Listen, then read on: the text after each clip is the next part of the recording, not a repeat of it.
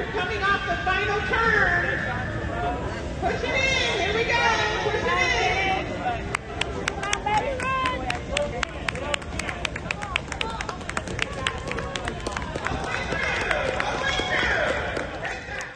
Hey, Autumn Athletes, Larry Sorensen here, and today I'm going to chat with Ken Endris to find out what makes him an Autumn Athlete that's not done yet. Before we get started, please remember, if you enjoy our content, like, subscribe, and ding that bell for notifications. All right, let's get this thing started. First of all, Ken, thanks so much for joining us today and taking time out of your schedule to let us know what makes you an Autumn Athlete that's not done yet. Why don't you begin by giving us an introduction of yourself? Larry, my name's Ken Endris. I'm 74 years old. I was born in Pana, Illinois. My dad had 8 brothers there. But at the age of 15, after 9th grade, he relocated to Texas, was offered a job in Texas. And I went down to Beaumont High School my sophomore, junior year. And then my dad was transferred to Houston, Texas. And I said, I'm not moving again. So I worked at a bakery at night and put myself through high school. And even though I was by myself at high school, renting a room from a lady and her son, I ended up being one of the 3 graduation speakers. I ran track and cross country, as when I play, etc. Then I went to the University of Houston and joined my parents. And then a year later, he was relocated to Corpus Christi. So I had to work to pay tuition and everything, get myself through college, and got a BS degree. Before I graduated, I was drafted into the U.S. Army. I was in the lottery draft, the last draft before the volunteer army, before the volunteer military came in. And so what happened was I found a medical unit to join, the U.S. Army Reserves. I joined them, got back from basic, and was hired for 20 years in the Katy Independent Texas School District.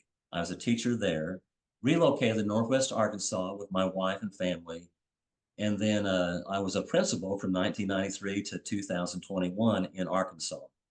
But unfortunately, in 2003, in that area, early 2000, my former wife suddenly passed away. And then through time, I remarried, and my wife joined me from Northeast Texas with her son.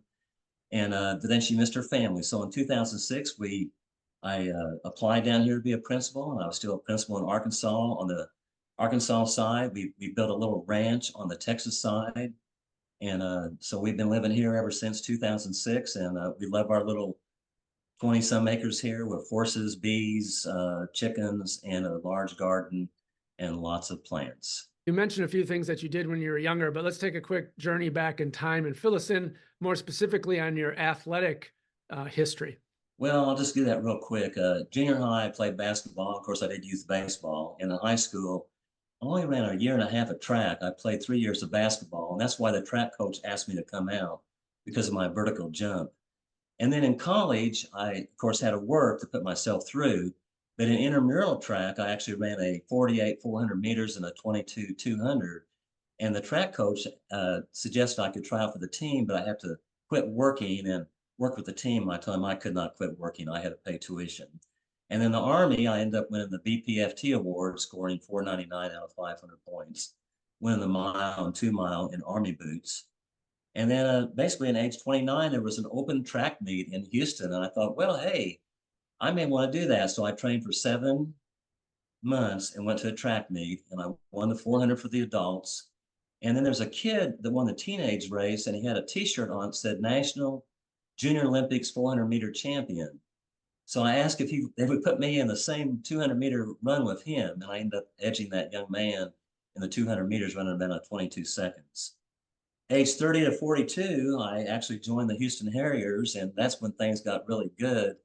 For me, I can talk about that later, some of the accomplishments we had. But the Houston Harriers, definitely, we went to several national meets inside, indoors, outdoors. And they were formed by a Scottish man called Jim McClatchy. And either you did it his way or no way. And he had some really great workouts we can elaborate on later. But Jim started that Houston Harriers with 2 other people, Al Lawrence, who won the bronze medal in 1956 Olympics in the 10,000 meters, and Leonard Hilton, who represented the USA in the 5,000 meters in 1972 Olympics. So I was surrounded by all these elite runners. And then, of course, I was pretty much a kind of a nationally ranked runner because of my speed. And then we had average runners also. But Jim worked with all those. And then at the age of 43, we relocated up to Arkansas, where my wife was actually born in Fayetteville, Arkansas, home of the University of Arkansas Razorbacks that have won 50 NCAA outdoor, indoor, and cross-country titles with the men and women. And we were there until 1993. And of course, she passed away, like I said, around early 2000. And then my present wife, we left there in 2006. So during that time frame, I didn't really run any races that were track meets from the age of 43 through like 51. I just did road races like 5Ks, half marathons, and things like that. And then I coached some high school students to 17 individual state championships also with Jeff Arrington, the business teacher. And after my wife passed away, I just stopped running. I stopped refereeing high school soccer. I stopped refereeing adult Hispanic League soccer. And I gained up to 213 pounds before 2009. So down here in Northeast Texas, I hurt my back and I looked in the mirror and I had all this stuff hanging over on the right side. And I told my wife, my present wife, I said, Debbie, I think I may want to get back in shape again because I kind of enjoyed that. And I was smart about it, like I've been all the time through my career. I didn't go out and start sprinting. I would jog 10 yards and walk 10 yards. So I would jog 20 yards and walk 20 yards. And my goal was to make the national 400 meters finals in the Senior Olympics in Houston, Texas in 2011. Went to Hot Springs and won the 400, went to Houston, made the finals, and I finished sixth behind Charlie Alley, who was a world record holder at that time. I think he ran a 56 as a 64-year-old. So that was kind of the beginning of me getting kind of back when I was in my 30s to my 42-year age group, back to running as a 61-year-old. And since then, I've been kind of running ever since in some meets that were senior games or other games in 3 or 4 states around where I live, and a few national meets. And then, of course, getting a little bit better, even as I'm getting older. My times have gotten faster since 2019 every year, and they'll probably continue to get faster because of the workouts I'm doing now. So we're going to talk a little bit about specifically about some of your accomplishments in a little bit, but before we do that, you know, with all of that you just talked about, were there any specific individuals or maybe circumstances that really inspired you through that fitness journey? My dad, you know, when he got kind of ill one time, told me that, you know, I won the 100 yards and 200 yards, 220 yards back in my day with a cast on my left arm. And I went, okay, whatever. But I realized I inherited his speed. I have a tight heel band. A lot of great vertical jumpers and also sprinters, they have a tight heel band. We just pop off the ground. And because even at my size at 5'11" and a half, I would jump center a lot of times, even though I was the shortest on the team in basketball because of my vertical jump.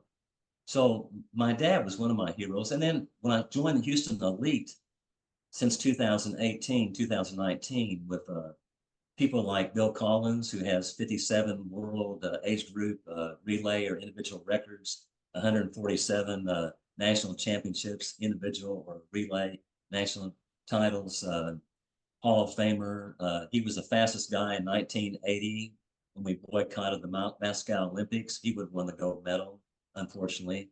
Great guy. Houston Elite, he started that. Of course, he has Horace Grant, who set the world record in 207, and when he was 55, and when he was 60, he ran a 213, another world record. I ran against Horace one time. Myself, we're good friends. Eno can too, who's 90 now. I met Eno when he was 50 years old. These people inspire me. Doug Spencer, I ran against him in the 1982 Nationals and other nationals, 1981, and now he and I are in the Houston Elite also. He's a great 75, 79 sprinter in the 60 and 100 meters and 200 meters. Those people inspire me, plus my dad. So with that long athletic history, I'm sure you've had your share of injuries and setbacks. So tell us, have you had any major injuries or setbacks, and how are you doing right now in regards to your health? Well, I actually didn't have any major injuries. Sometimes I get an injury by showing off. I won 100 meters as a 30-year-old. Then I jumped in the 20 age group and won that one too, but I snapped my hamstring at the end of the finish line. And that was just being egotistical. So I don't do that anymore, especially at my age. So basically, I haven't really had any injuries except in 2015, I had a double hernia operation.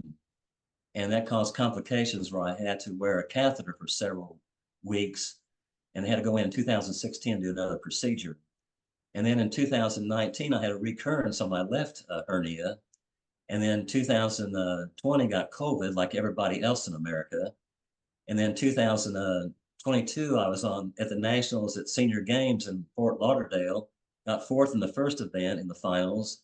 And I had about 4 or 5 more events left. In fact, my relay was the Stevens brothers, who, the Stevens just in the 70-74 age group, he just won a 26 indoors, won first in indoors in Chicago this year, and his brother was 6th. They were on my relay team, but I had to scratch the relay team because I fractured my rib on a boating accident that threw us all in the air when I was on an off day in the Atlantic Ocean having some fun. And then I ended up having a gallbladder surgery this past January 23rd, 2024. So the surgeries were just really later in life, but what happens is you have to be smart and get back in training and not just jump into it. So you just follow the protocol, let your body talk to you. And now the last 3 or 4 weeks, things are starting to really click. I'm running the 150 meters like in a low 24, high 23. A low 23 is definitely achievable.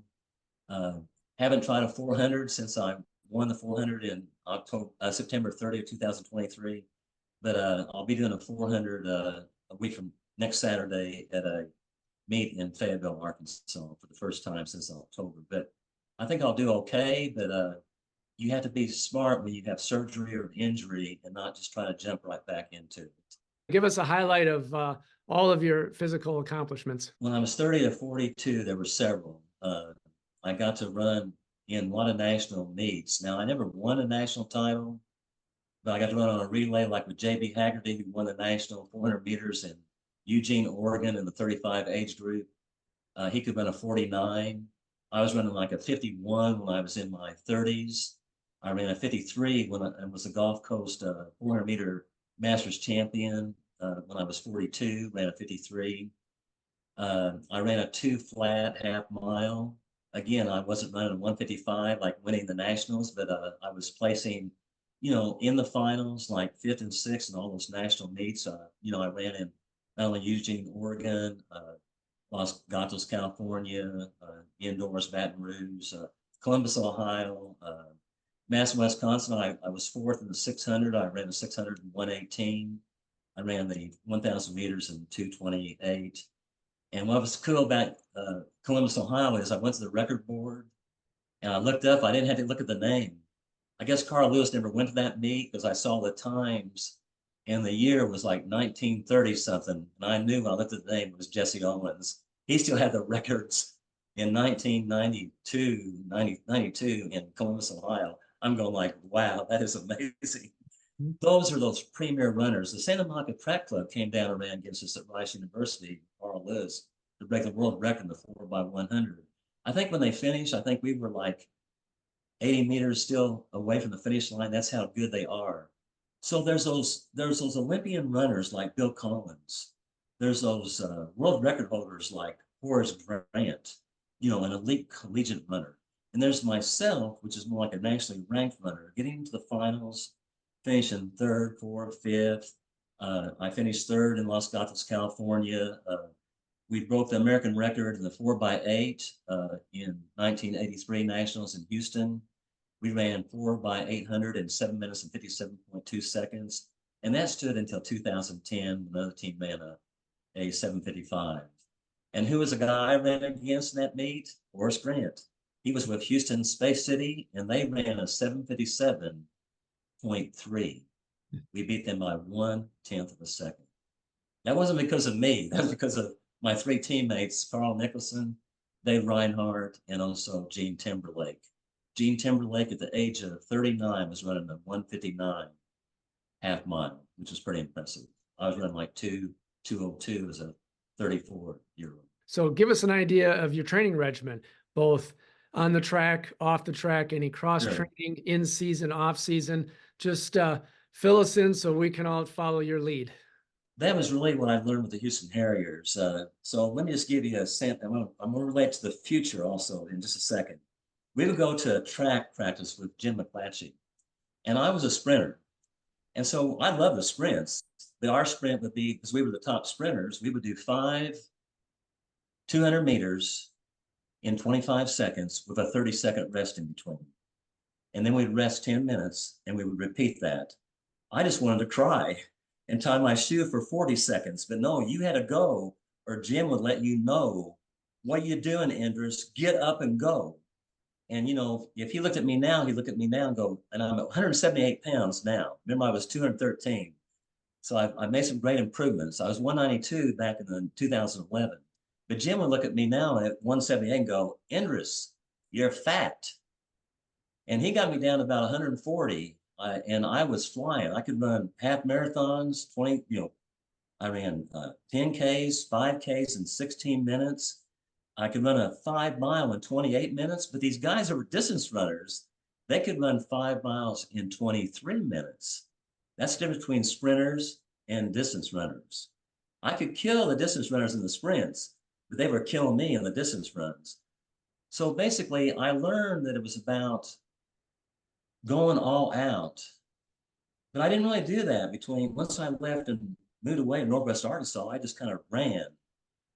But when I noticed about a year ago, there was this guy a year younger than me in Masters Track, because I was doing the workouts. I was going to track 3 times a week. I was running the road, going to get 3.5 miles. This one guy, he was 1 year younger than me, and I'm not going to mention his name, but he's a great runner. And suddenly he was beating me by like 3 seconds in the 400 and a second and a half in the 200. I said, how did he do that? He was so much slower.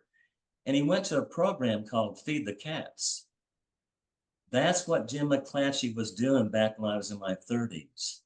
It wasn't really, Feed the Cats isn't 10, 400, 200 meters. Feed the Cats is only 4. But you're going all out. And you're not resting just 30 seconds, you're resting actually 3 minutes. And then you're going all out again. And then maybe you'll do 5 minutes in between, then go out again and go all out again. So everything is high intensity. And sure enough, that's the way I'm going to be able to get these times down even further. Because I know I can run like a 108, 110 in the 400 meters, because I'm going through the 200 like in 33, 34 easily. But I'm kind of dying at 100, 80, 40, or even 30 meters out. And I'm looking at the clock, it's like 112. By the time I get there, it's 116. So I'm just losing my stride those last 30, 40 meters. The way to get that done is to do a program like Feed the Cats. So I looked at those videos, and so I've incorporated that about a week and a half ago, and I'm going to start doing that. So basically, Feed the Cats is you got to let your body rest. But when you go out, you go and do lactic workouts 1 day hard. And then you do speed workouts maybe 2 days later. And then you might throw a meet in there or something else. But if you're worn out on that 3rd track workout, just rest. So I'm not going down the road doing 3.5 miles anymore. I'm incorporating hill workouts. I'm doing like 10-meter sprints up a hill. I'm doing 200-meter sprints straight up a hill in the 30s. And if I can get, well, I can do like maybe 200 meters, like in 34 seconds up a hill, then I know my 200 meter on the flat's going to be down around 31. Right now, I'm doing like a 36 up the hill. The 400 meters right now, I'm dying about 112, 50 meters from the 400 meter mark on the hill. I use a measuring wheel to mark every 100 meters, so it's exactly accurate. But I'm exactly 50 meters short of getting to 116 on that 400 meters, and I'm just wasted. I'm wasted, you know, at 112. Once I can get to that 50 meters at 116 to that 400 meter mark on that hill, when I go to the track, I'll be able to run that 110, 108, 111 easily. So it's a matter of not letting your mind talk you out of these workouts. And since I'm by myself, I don't have a track team like the Houston Harriers anymore. I don't live in Houston where the Houston Elite and other people train with Bill Collins. I'm not in a place that has track meets, so it's all the clock. It's the stopwatch and my watch, and making sure when my rest time is over, I don't talk myself out of it. I just go. So I can see now that my times have dropped from 119 to 118 to 117 to 116 in the last 2.5 years. They dropped from 36 to 34 to 33 to 32 in the 200 meters in the last few years. I can see myself actually running faster in 2024. So I'm dropping, even though I was #1 in the 1 mile race walk in the world in 2021 and 2022, the 1 mile indoor for 70-74. There's not a lot of competition there. Mhm. I mean, and even though I was #1 in the USA in the 400 meters in 2021, running in Virginia Beach indoors, a lot of runners like Charlie Alley didn't come out because they were still sitting back because of COVID. I got that #1 ranking because of default. I know where I am. I know where my times can be. I cannot run a 103. You know, we have Blake who just won the 400 meters indoors, and he's a Houston elite runner too, and he eats donuts before he runs. But he ran like a 102 or 103 just now indoors in Chicago. He's 73 years old, and he's in the I can't run a 103, but I can definitely make the finals and maybe run a 107, 108, 109, 110. So that's my goal, is to be realistic, keep improving, and do feed the cats and do some cross training, like not only hills and pyros and bleachers and different types of X factor drills like A step, B step, crossover steps, bounding, hopping on 1 foot, hopping on 2 feet, running backwards. I do weights like twice a week, and then I also lay off weights 3 weeks before I do any track meets. How do you approach diet and nutrition and maybe even rest? I know you talked about your recoveries on runs, but actual rest. Yes, especially at our age. And you know, I try to do 3 times a week at the track, a very, you know, like I say, lactic speed and then something different. And then I try to do the road now, incorporating really the all-out 400 and the hills, different hills. And I try to rest on Sunday. But if my body tells me I'm sore, a little bit or a little bit tired, worn out, I'll just make a 2 rest day during that week. But usually I can go 6 days, but again, I'll let my body talk to me. As for nutrition, since I have the gallbladder removed, I definitely avoid fried foods. But I'm pretty much a fruit and vegetable guy. I like salads, and I drink a lot of water, and I like, of course, Gatorade and you know, low-fat milk. I have to cut out more of the fats now because of the gallbladder missing, and so I'm giving up a lot of sugars now. Some of these runners will eat stuff like a donut before they run a race. My body tells me I should not eat anything 4 hours before I compete. And I did that even when I did 5Ks. When I was running 5,000 meters in 16, 17 minutes, I would get a spoonful of honey in the morning, maybe a half a muffin, and 3 hours later run that race, and I wouldn't have any problems. Some runners can just eat before they run and they don't have a problem, but my body's telling me 4 hours. So I might eat a half of an orange midway through a track meet, and I may drink some Gatorade and water, and maybe just a small piece of chocolate. But I don't eat anything during prior to competing in a race. So at age 74, what keeps you motivated to keep driving hard and doing this? Well, it is these track meets. Now I know I don't go to a lot of these meets, and I thought about going to Chicago, but I was 74, and I knew I would probably make the finals. And I would have made the finals in the 400, but I've been probably 6th. You know, I think 118 won it, so I would have been 6th probably in the finals there. But that was a lot of money. So we have a large family because we're a blended family. We have 8 kids, 22 grandkids, 11 boys, 11 girls, 4 great grandkids. And so it's really God, family, and then track running. If I did track running first, I think I'd be on the couch or sleeping outside. My wife is a very good encourager. One race I was running in 200 meters after my last hernia operation, I actually I was beating the guy who won the nationals in 2019 outdoors for that age group, and I got a little giddy, and he got me right at the end. But again, my wife, she was on the recorder, and she said, "Don't die." And my cousin said, "Did your wife say don't die, Ken?" I said, "Yeah, she did." Hey, you got to have fun. You got to have fun. Know where you are, but what's motivating me are these track meets. I don't do all of them, but I am looking forward to next Saturday at the University of Arkansas. There'll be some 70-year-olds that want to beat me. One guy went to the nationals when he was 69, and he was 70 last year, and I beat him in Conway at the end, and I think he'll be out to get me this year. He's still 70, but I'll do my best. And then there will be, of course, There'll be a meet, the USA Track and Field Southwest Regionals outdoors at Rice University will be June 15th. I went there last year and won the 400 meters. I finished second behind Bill Collins in the 200 and the 100. And I actually beat Bill Collins, who won all those world records and great guy. I beat him in the 60 meters last year's indoors. But I have to be honest, because we can't lie, we're really going to be honest.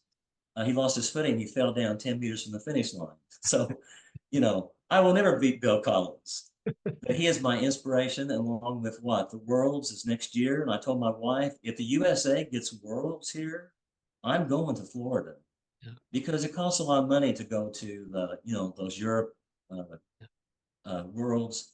Bill Collins, he basically speaks about that, and he said that he puts about $10,000 a year when he's especially younger, when he was 65 and broke the world record in 100 meters, you know, running 11 something. He puts about $10,000 away to go to these track meets. Yeah. But yeah, I give my hat off to people like Bill Collins. Matt Stewart, he's in an 80, 85, 89 age group. He and I ran in Katy, Texas with the Houston Harriers for 10 years. He was 42, I was 30. We would meet every Wednesday at 4 o'clock at a track ourselves. If I got there at 4:01, he was already running. Yeah. These people were dedicated. Yeah. That Max Stewart, when he was 63, he sent me a postcard when I lived in Northwest Arkansas. He says, Ken, I just broke the American record for 60-year-olds indoors. I ran a 2:13. I went, Lord, that was amazing. Yeah. But now Mac is older. He's 85, 89. I notice his times are beginning to slip a little bit. He's running like a 130 something in the 400, not a 118 or 117. So age plays a factor here as we get older. But I really believe that I'm going to get faster the next 2 or 3 years. I may not ever win a world record or I may get an American record with a relay in the future. But I am motivated. Well, I take that back. I think if I'm 105, I may get a world record, but everybody will be dead at that time, you know.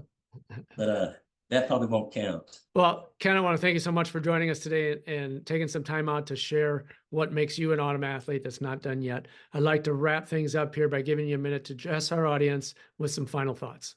Well, I just want to say, you know, hey, don't get too serious. Have fun. I always tell my runners I coach that win those state championships, if you're hurting, smile. If you smile while you're running the end of a 2-mile race, it's going to make you feel better. And I always tell people I see on the track, they'll see me training, they'll be walking on the track and they'll go, woo-wee, we're going to do what you do. I go, well, first of all, what did you eat? When do you eat supper? Well, we eat supper about 9 o'clock at night. I said, well, that's your first mistake. I said, you got to lose that weight. You have to be consistent. One step is better than no steps is what I tell people. But you got to start somewhere. I don't care if it's running, it could be swimming, it could be walking. But get out and walk 3 or 4 times a week at not a mall pace. Get out and walk quickly over 20 minutes, 3 or 4 times a week. Watch your sugar intake, move your body, and you will change your whole life. And everybody can do that. And I have seen a lot of adults that aren't runners that have lost 30, 40, 50, 100 pounds because they kind of saw what I was doing. And I was like 20 years older. And they go, how did he? I can do that. I'm 30 years old. He's 50. I can do that. I'm 50 years old. He's 70. So I've encouraged a few people to get off the couch, just like all master track runners are doing. We're encouraging everybody not to stop. And if you do get fat like I did at 213 pounds, you can start by just jogging 10 yards and walking 10 yards. You don't have to go out and sprint 100 meters and then you tear a muscle and then you just give up. Be smart with your plan, log your stuff down, keep a journal, and enjoy being a healthy, older American. Well, there you go, folks. Great advice from Ken Endris. He is definitely NDY. Remember, keep moving, set your own goals, and train hard to achieve them. Thanks so much for watching, and we will see you next time.